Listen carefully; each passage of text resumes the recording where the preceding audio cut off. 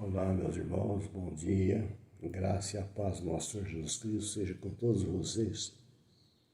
Nos encontramos novamente nesse domingo em Escola Bíblica Dominical Virtual. Continuamos por causa da pandemia, mas que a palavra de Deus chegue até os seus corações através dessa mensagem, desse estudo desta manhã. Vamos buscar Deus em oração. Nosso Deus e nosso Pai, eu te louvo e te agradeço mais um dia que tu acrescenta em minha vida, na vida do teu povo, Senhor Deus. Te agradecemos agora, ó Pai, pela tua palavra que será aberta, lida e explanada, porque ela é rica, muito rica para os ensinamentos para a nossa vida, para que andamos de acordo com a tua vontade, Senhor Deus, e que ela seja feita nas nossas vidas, Senhor Deus. Obrigado por essa oportunidade, abençoe teu povo, em nome de Jesus. Amém. Nós vamos dar continuidade ao estudo da nossa revista dominical e hoje estaremos com a lição número 12, que vai falar sobre o valor da religião cristã. E o texto é em Atos 17, de 16 a 31, onde Paulo vai fazer o discurso dele em Atenas, na Grécia, ao povo ateniense. E nós vamos discorrer um pouquinho sobre esse discurso dele também, que ele fez lá em Atenas. E a proposta do valor da religião cristã da nossa revista tem 3 tópicos aqui. O primeiro é a religião cristã precisa redescobrir o seu lugar. Redescobrir o seu lugar e ocupar o seu lugar. Segundo tópico, a religião cristã não é um caminho para a ida do homem até Deus, mas o caminho pelo qual Deus vem até nós na pessoa de Jesus Cristo. E o terceiro tópico é a religião cristã deve ser promovida por meio da prática coerente dos cristãos. É sobre isso que nós vamos estar discorrendo no valor da religião cristã. Eu estou vendo um pouco a religião cristã hoje, por causa de tudo que nós estudamos já da pluralidade, né, dos preconceitos que há contra a religião, de tanta a pluralidade de religiões, acaba caindo no descrédito de muita gente. E essa palavra cabe a nós divulgar e ocupar esse espaço que está sendo deixado pela incredulidade. Mas a gente vai falar em religião, mas o que é religião? Bem resumidinha, religião. Religião pode ser resumido fé em ação. A fé tem que ter ação, tem que ter obra. E de acordo com essa definição, a Bíblia então traça os fundamentos de uma religião. Ela diz que há um só Deus Todo-Poderoso que criou tudo para a sua glória e que devemos adorá-lo. Salmos 148:5 fala isso. Também diz o tipo de adoração que Deus se agrada e a forma com que o crente deve viver a sua vida. Miqueias 6:8. A Bíblia não ensina só a ter fé. A Bíblia também não ensina só a viver de maneira correta. Ensina a ter fé e viver de uma maneira correta em conformidade com a fé. Tiago 2:22. Então, isto é religião. E essa religião é um presente de Deus para nós. Lucas 4:8 tem um versículo que eu acho chave para nós. Está escrito lá. Mas Jesus respondeu, está escrito, ao Senhor teu Deus adorará e só a Ele darás culto. Ao Senhor teu Deus adorarás e só a Ele darás culto. Esse é o meu versículo-chave. Porque nós estamos vivendo um mundo acentuadamente religioso. Milhões e milhões de pessoas professam as mais diferentes religiões. Porém, não basta ser religioso, é necessário que a prática religiosa seja fruto de um coração transformado. É necessário que ela se aproxime dos homens de Deus, tornando-os cada vez mais santos. E é necessário que ela conduza os homens ao amadurecimento aperfeiçoando suas relações consigo, com o semelhante e com o mundo. Os apóstolos de Jesus não andavam sozinhos a pregar o Evangelho. Por exemplo, ora Paulo andava com Barnabé, ora com Sila, ora com Timóteo, ora com Marcos. Enfim, não precisavam ser sempre a mesma dupla ou a mesma equipe para levar o Evangelho do Reino de Deus às demais nações. O importante era multiplicar a mensagem da cruz. E eles não precisavam se expor, e quando você vai levar a mensagem da cruz, você tem que se expor.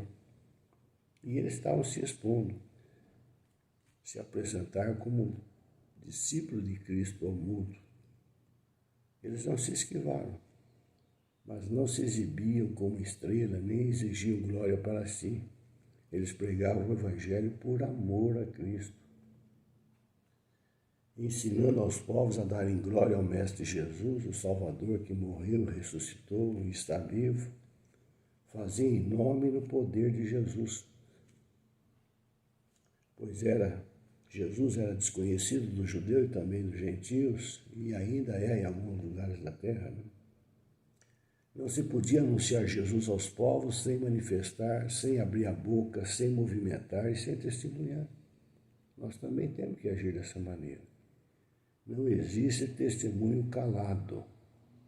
Os profetas não estavam mudos, e nós também não podemos ficar mudos. A proposta do presente estudo é discorrer sobre a dimensão do valor da religião cristã no mundo acentuadamente religioso. O texto básico hoje da nossa lição fala lá em Atos 17. E eu acho que o livro de Atos foi escrito para orientar a igreja com sua missão permanente por meio do relato como o Espírito Santo capacitou os apóstolos para propagar o testemunho de Cristo ao mundo gentil.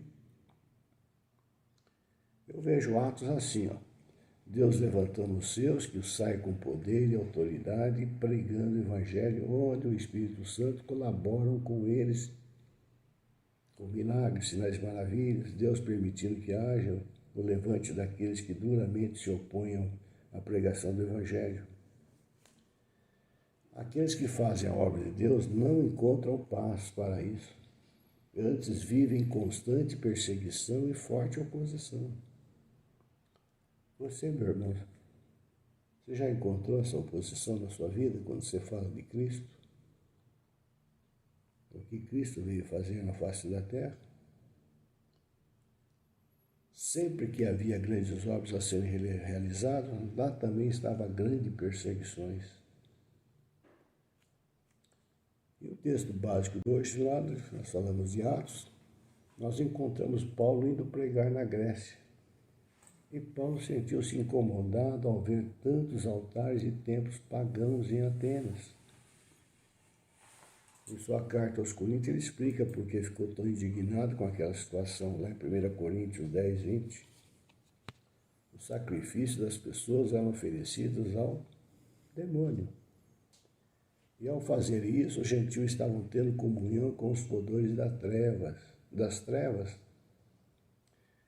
Paulo ficou muito conturbado por aquelas pessoas que estavam sendo enganadas pelo diabo. Paulo não era turista lá em Atenas. Ele não colocou o óculos escuro, o Ray-Ban, e foi fazer turismo lá. Ele estava na praça pregando aos que passavam por ali. O seu amor pelas pessoas era do seu coração cristão, coração crente, coração sedento de pregar a palavra.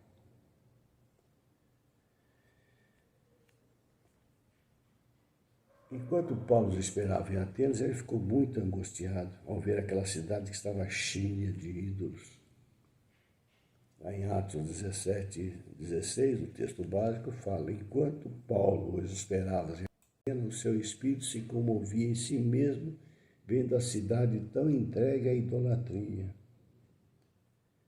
E Paulo não perdeu tempo. Assim ele discutiu nas sinagogas com judeus e gregos, tementes a Deus, bem como no mercado dia após dia com aqueles que por acaso estavam lá. Um grupo de filósofos epicuristas e estoicos começou a debater com ele. Alguns deles perguntaram: o que esse tagarela está tentando dizer? Outros comentaram: ele parece estar defendendo deuses estrangeiros. Eles disseram isso porque Paulo estava pregando as boas novas sobre Jesus e a ressurreição do Cristo ressurreto. E eles então o levaram para uma reunião no Areópago, onde disseram: podemos saber que este novo ensino que você está apresentando? Eles estavam sedentos também para ouvir alguma coisa nova. Atenas havia mais de 30 mil deuses. Acho que havia mais deuses do que gente naquela cidade. Então, estavam sedentos para saber. Aí falaram para ele, queriam saber o que é essa boas novas que ele estava trazendo. Você está trazendo algumas ideias estranhas aos nossos ouvidos e gostaria de saber o que elas significam. E todos os atenienses estrangeiros que moravam lá passavam sem fazer nada, além de conversar e ouvir as últimas ideias. Está lá em Atos 16 a 21, 17, 16 a 21. Paulo estava enfrentando judeus conhecedores das Escrituras que conheciam a história do Antigo Testamento. Eles eram céticos em relação às notícias de um Messias ressurreto. Eles não conheciam, não aceitavam a Jesus. Tinham ouvido falar, mas não aceitavam. E juntamente com esses judeus havia também os filósofos seculares, os epicuristas e os estoicos. Os epicuristas eram conhecidos como utilitários moderados, mas práticos. Eles acreditavam no raciocínio empírico, sem vida após a morte, e que todo mundo era feito de átomos. E até os deuses estavam distantes e não teriam vida após isso. Por sua vez, os estoicos buscam a felicidade em virtude, não em bens materiais, e acreditavam que a conquista desses acontecia através do autocontrole, nomeadamente através de meditação, treinamento e autovigilância. Onde Paulo foi se meter? Os judeus que conheciam o Antigo Testamento, os epicuristas que não acreditavam em vida após a morte, e os estoicos que achavam que você encontrava felicidade em meditações, em treinamentos. E alguns filósofos de Atenas zombaram de Paulo, chamando de pardal, um pequeno pássaro que junta migalhas. Paulo não desistiu, não. Já que as pessoas em Atenas não tinham conhecimento das escrituras hebraicas. Paulo começou seu discurso dando um panorama geral sobre a criação. No 6º século a.C., havia uma história de que um poeta cretense da ilha de Creta, chamado Epimenides, livrou o povo de Atenas de uma terrível praga, clamando a Deus que o povo nunca tinha ouvido falar. Eles apelaram para Epimenides porque os deuses deles não resolveram aquela praga que dizimou centenas e centenas e milhares de pessoas. Aí se lembraram desse poeta Epimenides e nunca tinham ouvido falar. E se lembraram dele porque ele tinha um Deus que tinha poder. E ele foi, mas para ir até buscar ele tinha que ir de navio, de Atenas até a ilha de Creta. E ele foi, veio e realizou o trabalho. E esse trabalho foi construído de acordo com a vontade de Epimenides, que construiu um altar ao Deus desconhecido. Então foi assim que se deu o altar do Deus desconhecido. E o povo se alegrou, porque a peste foi embora, ficaram felizes, mas como tudo que acontece, no lado do seu aperto, você pede a bênção, você é curado, você recebe a bênção, daí uns tempos cai no esquecimento. E assim aconteceu também com aquele povo de Atenas. E Paulo certamente conhecia a história de Epimenides e desse poeta que ele fala lá em Tito 1:12. Então Paulo começou a apresentação do Evangelho falando sobre a revelação natural e dizendo certas verdades aos poetas atenienses.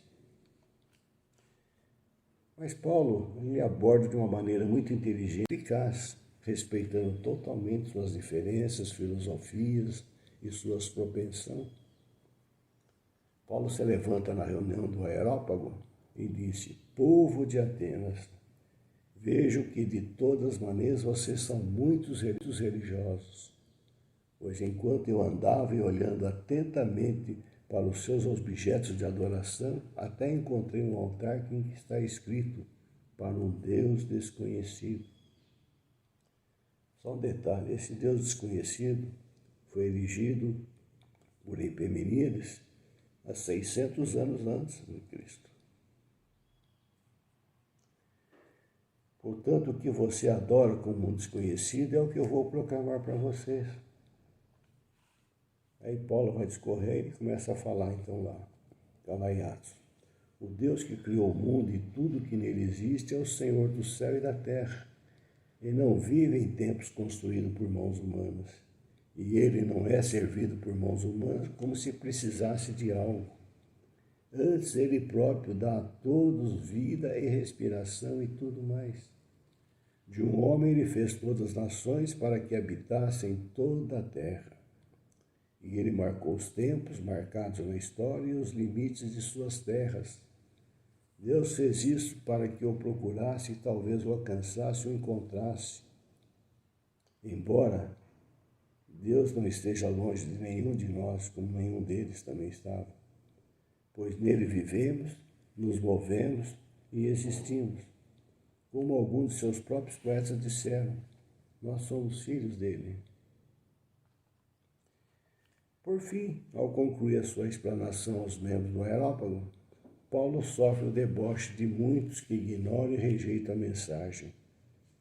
Muito embora a palavra tenha alcançado corações como Dionísio. Dionísio era membro do conselho do Areópago. Damares e algumas outras pessoas, Atos 17:34. A verdade é que o encontro de Paulo com a cidade e os moradores de Atenas falam muito aos nossos dias. E a realidade da nossa missão como igreja. A igreja está presente através de seus membros em variados locais, que são verdadeiros areópagos dos nossos dias.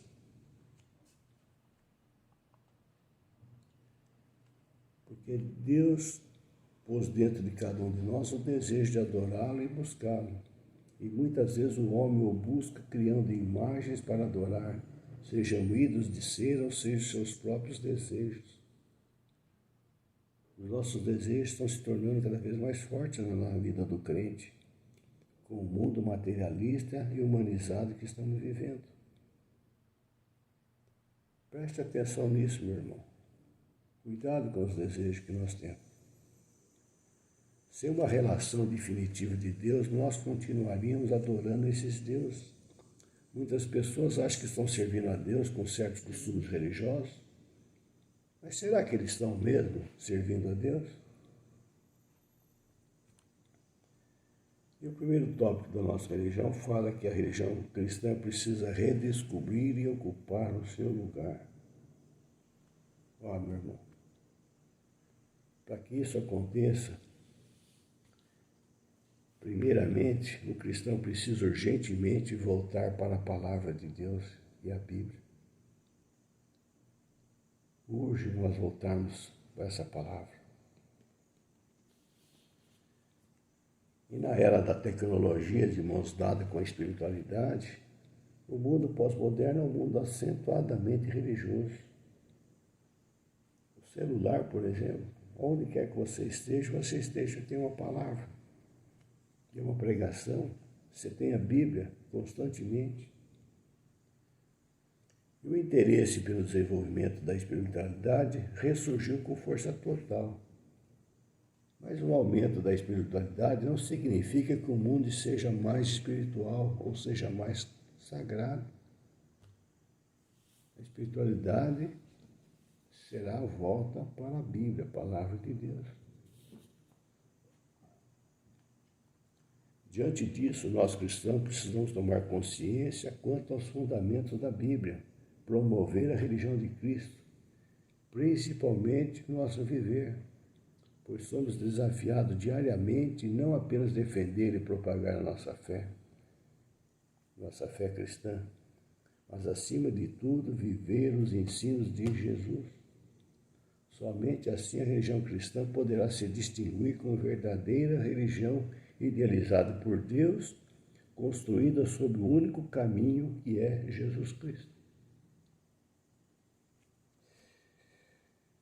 Porque a religião cristã não é um caminho para a ida do homem até Deus, mas o caminho pelo qual Deus vem até nós na pessoa de Jesus Cristo. E a diferença entre o cristianismo e as outras religiões é porque as outras religiões mostram o caminho que o homem deve fazer para ir até Deus. Agora, o cristianismo mostra que, em primeiro lugar, o caminho que Deus fez para ir até o homem e salvá-lo. E ao salvar, nos amando com esse amor que muda o nosso ser. Só o amor é capaz de nos mudar. A espiritualidade cristã não é um ato isolado na vida cristã, mas é a própria essência da vida. E ela vai manifestar-se na forma de crer e viver, e a sua marca distinta é o amor de Deus sobre todas as coisas, ao próximo e a nós mesmos. Temos o caminho de Deus diante de nós, mas nós somos tentados a seguir nossos próprios caminhos, nossos próprios atalhos. Os atalhos nos levam para longe de Deus. Lemos na Bíblia que há caminhos em que o homem parece direito, mas o fim deles são caminho para a morte. Provérbios 14, 22. A prática religiosa do mundo atual se dá em um universo fragmentado, em que se pode ver as mais diversas formas de religiosidade. Podemos nos apropriar da palavra de Paulo aos atenienses, a mais de 2.000 homens, no mundo de hoje, quando ele falou aos atenienses lá: em tudo vos vejo acentuadamente religiosos. E para eles, nós estamos vendo só que são só religiosos, mas não são praticantes. É o que está acontecendo no nosso país. Porque o cristão tem que ter coerência com o seu modo de viver. Não é segredo para ninguém que nós nos preocupamos mais com o efêmero do que com o eterno. Esse mundo materialista e humanizado que eu sempre falo tem nos desviado dos caminhos eternos. Nós estamos preocupados mais com os efêmeros, o nosso bem-estar, o nosso poder, os bens materiais. E esse erro precisa ser corrigido constantemente, se de fato nós queremos viver para Cristo e crescermos nele. A Bíblia está cheia de passagens sobre o assunto. Paulo fala em sua carta aos Coríntios, fala que devemos manter o pensamento nas coisas lá do alto. Jesus, no livro de Mateus, fala que nós devemos buscar em primeiro lugar o reino de Deus e sua justiça. Desta forma, todas as coisas que são citadas naquela passagem de Mateus, mantimento e vestuário, não serão acrescentados. Pensai nas coisas que são de cima e não as que são da terra, porque já estáis mortos e a vossa vida está escondida com Cristo em Deus. Colossenses 3, 2, 3. Hoje em dia, são tantas coisas que o mundo nos oferece aos nossos olhos, que já não estamos mais focados só em mantimento e vestiário. Queremos ganhar dinheiro, queremos viajar muito, queremos encontrar a todo custo o relacionamento perfeito, queremos ter prestígio, queremos ser vistos. Nosso coração não para de querer as coisas que o mundo nos oferece. É como as duas filhas da sanguessuga que Salomão fala em Provérbios. Quanto mais se tem, mais se quer. Muitos dos nossos desejos são legítimos, Afinal, que mal tem em ganhar dinheiro e dar uma voltinha pelo globo, alcançar sucesso ou coisa do tipo? Aparentemente nenhum. O problema é que nós estamos vivendo em função disso. Essas coisas não têm saído do nosso pensamento. A gente acorda pensando nela, vai dormir pensando nelas, começamos a semana pensando nelas e terminamos a semana pensando nelas. Elas grudam na nossa mente como chicletes. Pensa comigo, onde fica a vontade de Deus nessa história?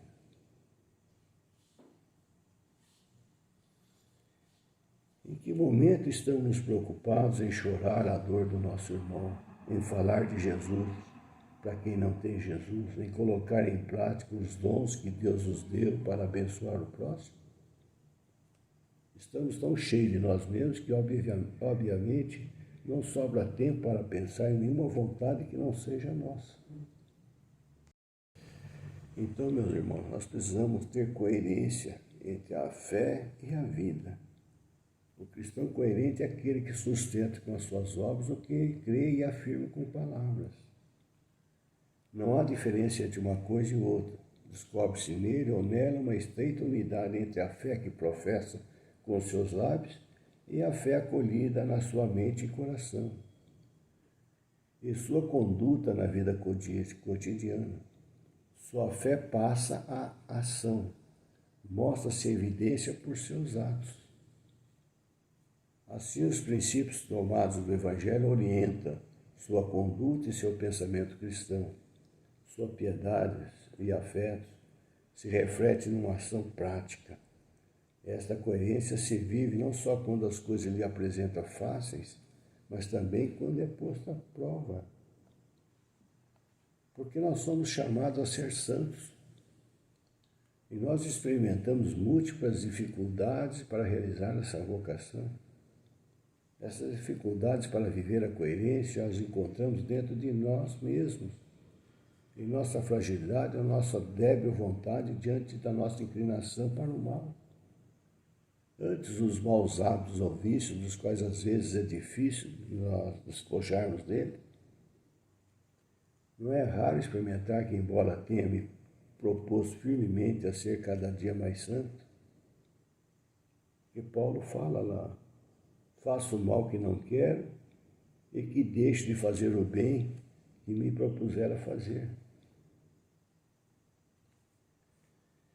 Porque também nós encontramos essa dificuldade pela oposição à vida cristã, e não são poucos aspectos da cultura em que nós vivemos. Inclusive, em nossos dias se persegue, às vezes, com intensidade aberta ou muito sutilmente. E quem aspira a viver com coerência a vida cristã? Diante dessa situação, muitos batizados por medo de ser diferente preferem passar desapercebidos, atuar como os demais para não mostrar que são cristãos. E assim, embora eu diga ser crentes. Olha, meu irmão, não podemos ser crentes secretos nesse mundo que estamos vivendo. Um mundo que está sedento da verdade. A fé professada precisa ser vivida. A incoerência da fé mata a própria fé e desencoraja os outros a ela. A incoerência da fé é algo perigoso, porque ela é um estágio anterior ao desvio da própria fé. A fé coerente afirma que não há nada na vida que esteja em desarmonia com o Evangelho de Jesus. Na verdade, a postura coerente valida a fé que se prega. O pastor Josué Gonçalves, o pastor da família, afirma: nada compromete mais a pregação do Evangelho diante do mundo do que a incoerência entre a mensagem que pregamos e a vida que vivemos. Quando a fé não é coerente, perde-se o impacto desejado por Jesus, conforme ele ensinou lá em Mateus 5, 13 e 14. Ele fala: vocês são sal da terra, vocês são luz do mundo. E a função específica do sal é dar sabor e preservar. A função da luz é brilhar. Não podemos esquecer disso. tanto o sal como a luz são perceptíveis. Eles não são secretos. Não se pode fugir da sua influência. Assim, a fé coerente é perceptível e causa impacto na vida das pessoas. Pastor Billy Graham afirmou: nós somos a Bíblia que o mundo está lendo. Somos os sermões que o mundo está prestando atenção. E é verdade. Nós somos as cartas vivas de Deus para o mundo de hoje. Como você avalia a sua vida com Deus? Você diria que mantém um relacionamento com Ele, mas está praticando algo em sua vida que Ele não aprova? As pessoas ao seu redor estão vendo a coerência da sua fé? Você vive o que fala e fala o que vive? Faça um autoexame. Cabe a cada cristão verdadeiro deixar claro que a sua religião não é simplesmente uma entre as outras que existe por aí, mas é o caminho aberto por Deus em Jesus Cristo para trazer salvação e esperança. Finalmente, cabe a cada um de nós cristãos verdadeiros amar intensamente as pessoas à sua volta, apresentando a religião cristã não como uma teoria, mas com um estilo de vida centrado no amor de Deus sobre todas as coisas, ao próximo e a si mesmo. Pregue a mensagem quando for oportuno e proveitoso, pois mesmo diante dos aerópagos e resistência desse tempo, sempre haverá Dionísios, Damares e alguns outros que ouvirão e crerão. Não importa. A função nossa é propagar o Evangelho, é falar do Evangelho. O fruto é do Espírito Santo. Não cabe a mim achar que eu estou colhendo o fruto. Cabe a mim espalhar o Evangelho. Cabe a nós espalhar o Evangelho. E o fruto virão e o Espírito Santo colherá. Que Deus abençoe você, meu irmão.